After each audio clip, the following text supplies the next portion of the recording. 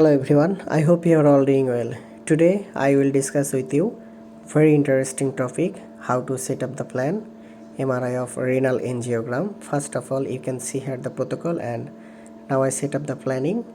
This one is the coronal image. Now I check the coronal image. Look here.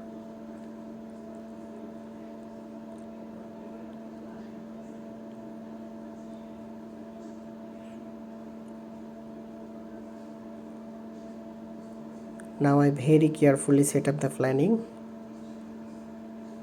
and now I check the sagittal image.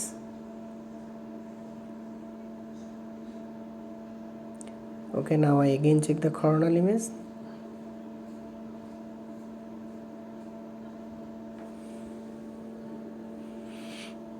And showing here the parameters. Now I check the coil.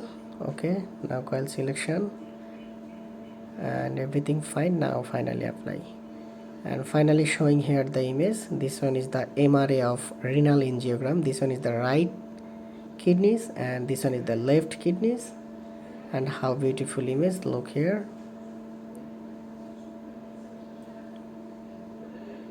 Look how beautiful image. And if you enjoy this video, please share. Thank you.